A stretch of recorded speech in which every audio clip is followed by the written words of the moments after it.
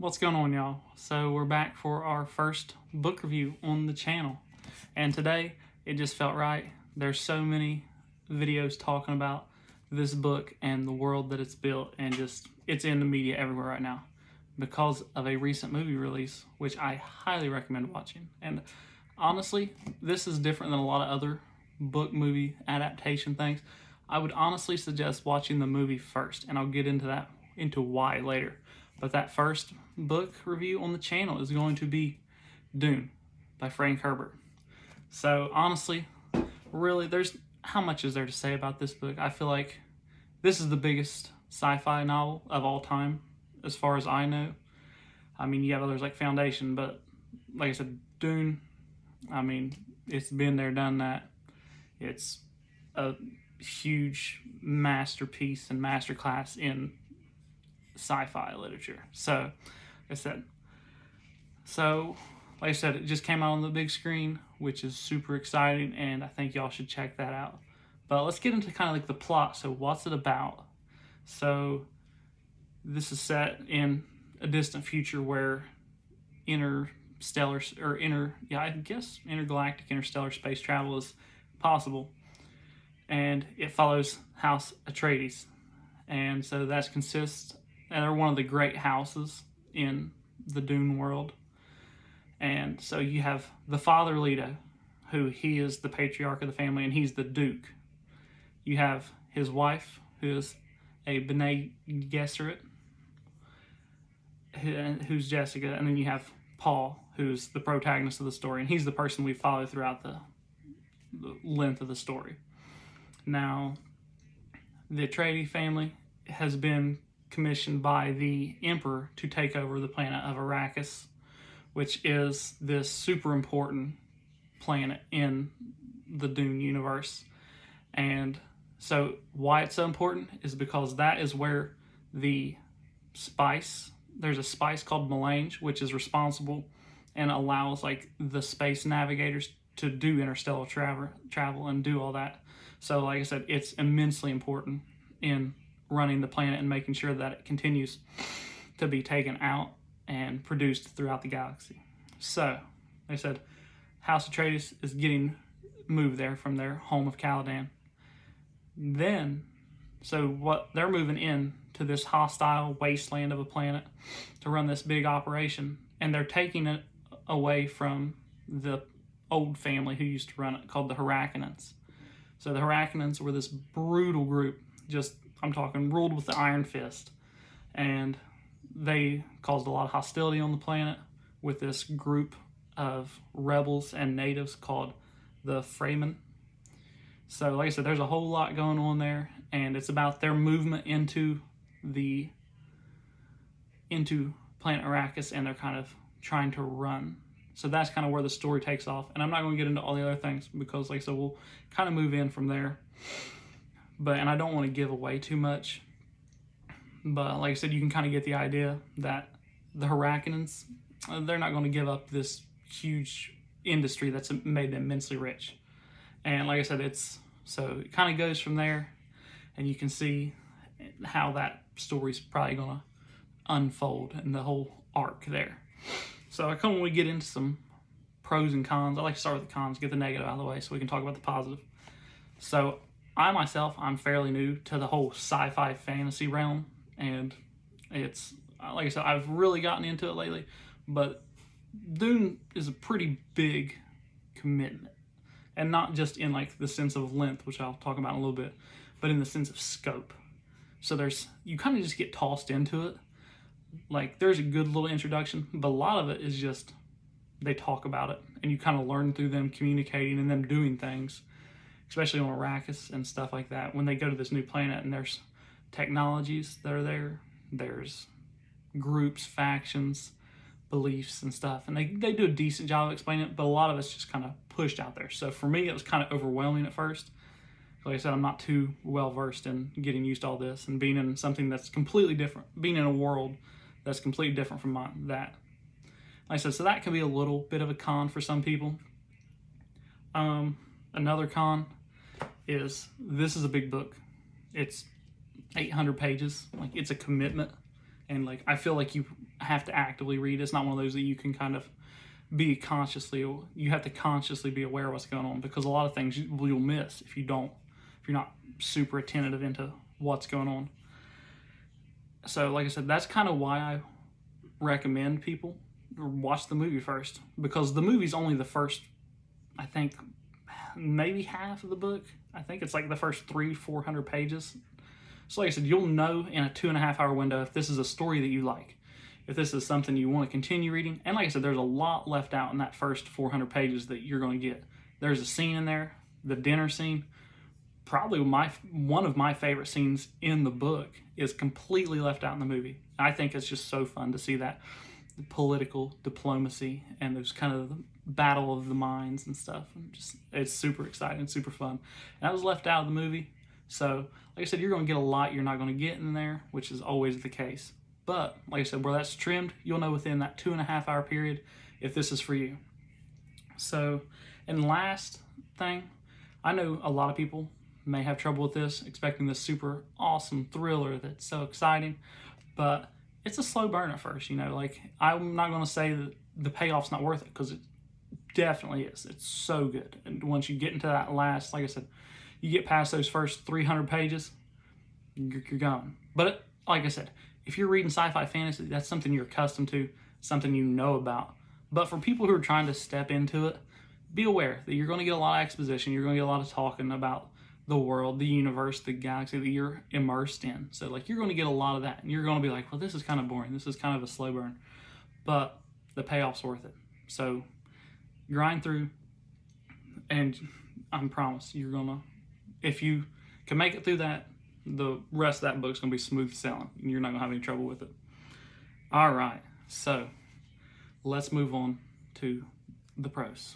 So first off, the world building, like I said, as a guy who's new to fantasy and new to all this, it's so exciting. Like, there's so much to learn, and you feel like there's a universe in and of itself. So like I said, this book is 800 pages of writing. Then this edition, which I highly recommend, I think it's like $10 on Amazon, so it's not bad, $8 or $10, has appendices that kind of explain. They have the terminology of the Imperium section here, so you can see like these whole pages like has its own like terminology or index that you can go through and you can kind of learn. So when they say something and you're like, I don't know exactly what that is, you can feel free to flip to the back of the book, look through that little index glossary type thing, and you can learn about it. It'll tell you like what this is and what kind of place it has in the universe. It makes it so much more easy as a reader trying to get into that and go from there and being like, all right, so like that's super helpful, which is why I recommend, specifically, I can only recommend that edition. I haven't read the others, but recommend that one for that reason. So that's super helpful. And like I said, it's so exciting. The book has so many subplots, so many themes. The characters, I feel like, are all fairly fleshed out, and you really kind of get a sense. Like, I feel like a lot of the books I have read in the past are, when you talk about characters serve a purpose. Like, you want to mean like where they're just there to progress the plot. I never felt like that about any characters in this book, which is really important to me. Like, they felt like they were part of the universe. So yeah, you're going to get parts of the book where you're kind of like, this doesn't really progress the story. But that's the whole point. You're building, like Frank Herbert built a 6-book universe and this world. Like, it feels like a living, breathing world, which I feel like has become a cliche in fantasy and sci-fi and all those. But like I said, when you go back to this is like OG sci-fi.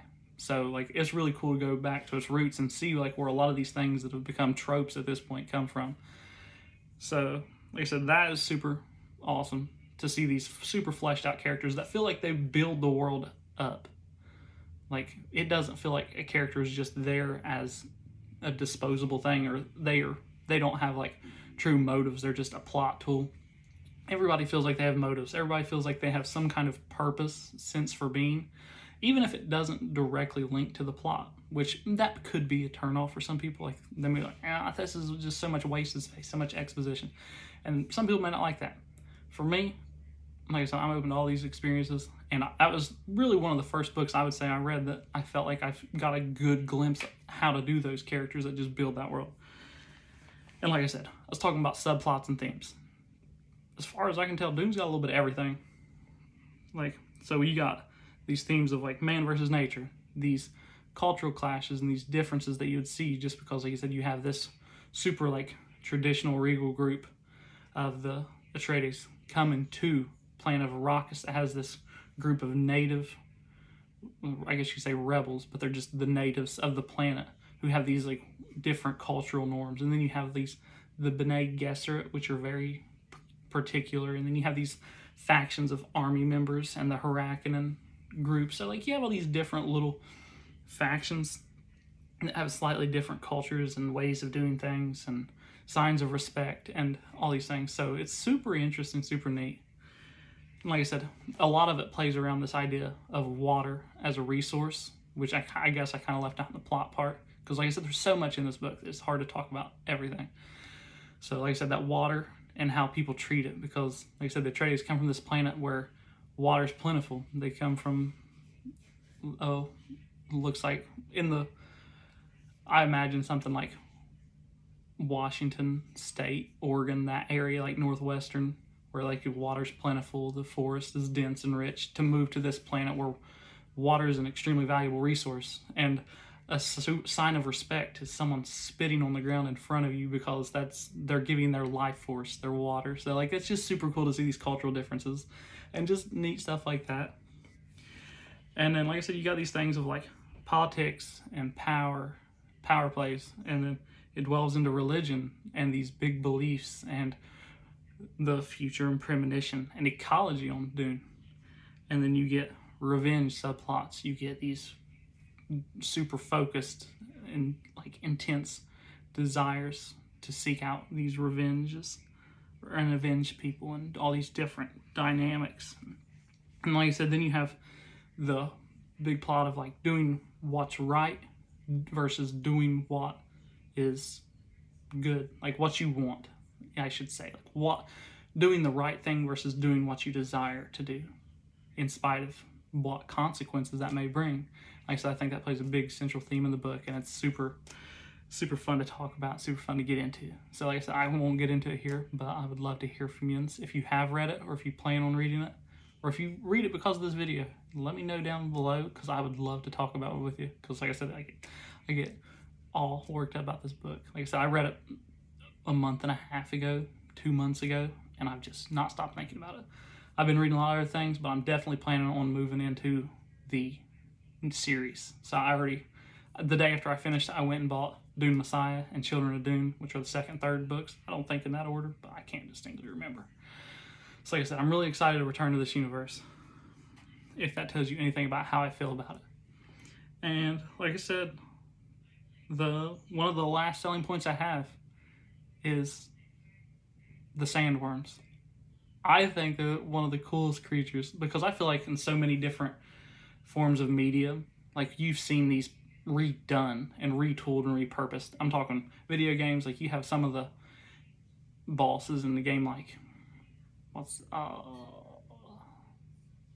Shadow of the Colossus. Like I feel like one of the most famous bosses is kind of played off of this Dune thing, like these Dune sandworms, and I think they're awesome. I think they have some great parts in the book, and as the book goes further, they play a super critical role in the world, which like I said, not going to spoil anything, but they're like this deity that like can be like worshipped, and at the same time are like these beasts of destruction. And it's just, I think they're awesome. They have some really cool parts in the book that I hope Yins read about, and I hope Yins have read. I hope I get to talk to you about, because I cheese about them. I love them. So like I said, they're just great, and I think 90% of this book is great.